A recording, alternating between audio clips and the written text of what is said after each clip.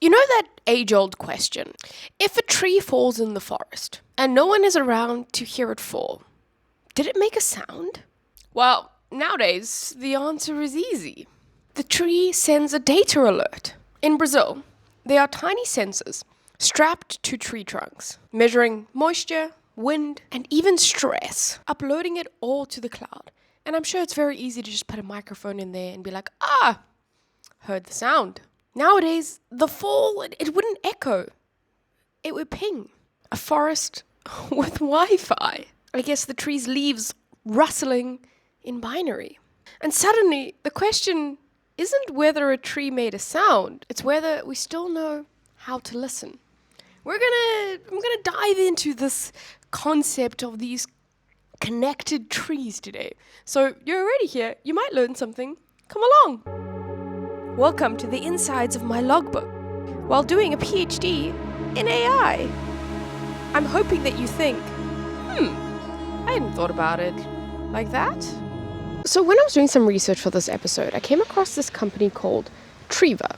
It's a network that lets trees text scientists. In the United States, the Forest Service runs its own smart forest network full of sensors, logging air temperature, rainfall, and soil moisture. It's actually extraordinary. We can detect fires before they start, measure reforestation in real time, even read the pulse of an ecosystem. But it's a little bit strange too, no? Because the forest no longer waits for someone to hear it. It speaks directly to the internet. Oh my gosh. Oh my gosh. So, humans, us, we used to be the witness of these type of things. You learn from the forest by standing inside it, smelling the soil, feeling the humidity shift one direction and then back again. You smelt the rain coming. You saw the wet ground. Now, the microchip actually feels it first. The forest has gained precision, but maybe we've lost participation in this. The tree that once fell completely unheard now will never fall alone. Yet somehow it's weird. It feels kind of way further away now that technology is mediating our relationship with it. No?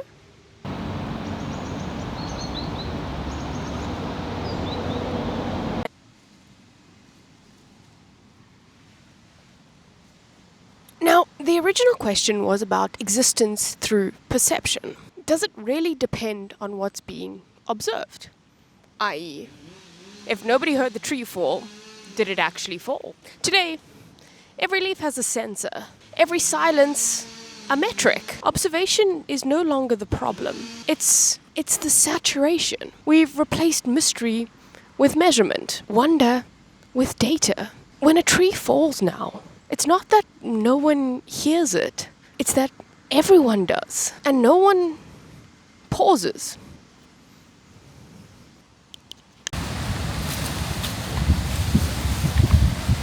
There is something that is quietly hopeful here. For the first time, the planet can call for help, and we can answer. Maybe this is the evolution of listening. Maybe not with ears, but with empathy, built from more awareness. When the next tree falls, it won't fall unheard, but we can still choose to hear it. I didn't really think about it like that.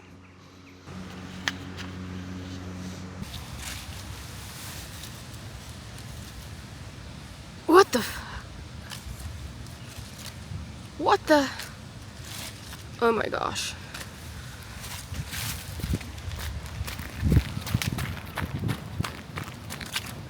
Good evening. Guess what tomorrow is? Friday. But let's do our thought experiment before we get ahead of ourselves. It goes as follows.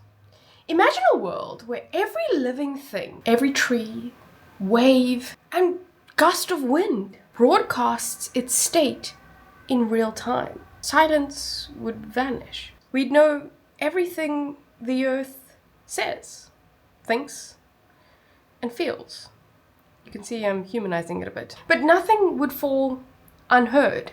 But would anything still feel alive? And what would it do to our relationship with nature? There's something so sacred about it that it doesn't speak our language, but we feel that we try to understand it. We have empathy for it. Would that change? Anyway, it's time for bed. I'll check you on Friday.